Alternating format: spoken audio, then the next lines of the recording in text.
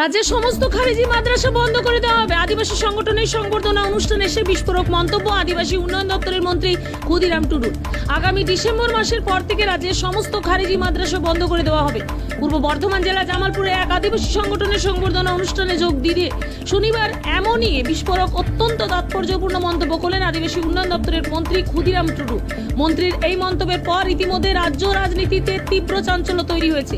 শনিবার জামালপুরের একটি আদিবাসী সংগঠনের পক্ষ থেকে মন্ত্রী ক্ষুদিরাম টুডুর জন্য এক নাগরিক সংবর্ধনা অনুষ্ঠানের আয়োজন করা হয়েছিল।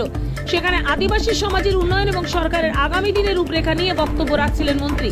অনুষ্ঠান শেষে সাংবাদিকদের মুখোমুখি হতেই তিনি খারিজি মাদ্রাসা নিয়ে বড় ঘোষণা করেন।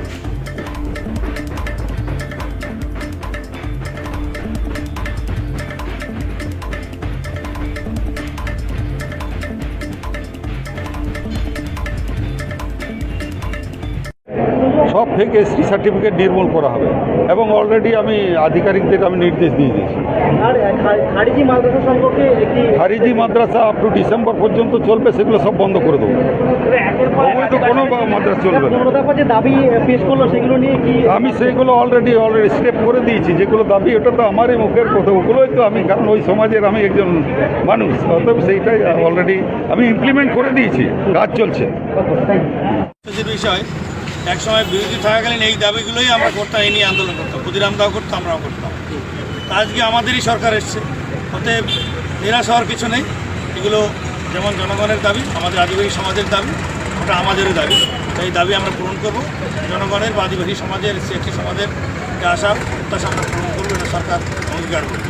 মন্ত্রী মঞ্চে থাকাকালীন আপনি বললেন যে একেবারে এসসি/এসটির খাতে বিপুল পরিমাণ টাকা সেটা অন্য খাতে ব্যবহার করা হয়েছে, সে বিষয়টা নিয়ে কি বলবেন? একদম এটাকে পুরো একটা একটা করে ধরা হবে। এটা আমার নিজের অনেক দিনের স্বপ্ন। আমি এই নিয়ে বহুত আন্দোলন করেছি এর আগে। তারপরে আমি কমিশনেও গিয়েছিলাম, তখনও কমিশন থেকেও আমি নোটিশ পাঠিয়েছিলাম।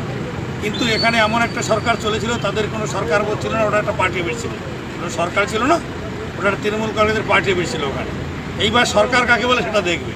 তো সরকারি পদ্ধতিতেই ওর বিচার হবে এবং যারা টাকা নয়চায় করেছে একজনও পার পাবে না, এবং যে সমস্ত অফিসাররা দায়ী আছে তাদেরকেও ধরা হবে। এই যে এসসি/এসটির উন্নয়নের ফান্ডের টাকা অ্যাজ পার কনস্টিটিউশন এটা অন্য খাতে খরচা করতে পারে না, এরকম জেল হয়ে যাবে। এগুলো আমরা কমিশন গঠন করতে বলবো, মাননীয় মন্ত্রীর কাছে রিকোয়েস্ট রাখবো, কমিশন গঠন করে এই টাকা কোথায় কোথায় গেছে তার হিসাব চাই। আজকে না হলে আমার এসসি/এসটি ভাই বোনদের যা টাকা কেন্দ্র থেকে এসছে এরকম তাদের অবস্থা হয় না, এরকম অবস্থা কখনো থাকে না। তাদের পরিবর্তন, তাদের সামাজিক পরিবর্তন হয়ে যেত। এত টাকা পয়সা কেন্দ্র থেকে ছাড়া কোনো সব টাকা দিয়ে ওদিক করে। আপনি নিজে বারবার বলেছেন যে এসসি/এসটির জন্য আপনার স্পেশাল কিছু চিন্তা ভাবনা আছে। হ্যাঁ, আমি নিশ্চয়ই এনাদের জন্য একটা প্যাকেজ তৈরি করবো।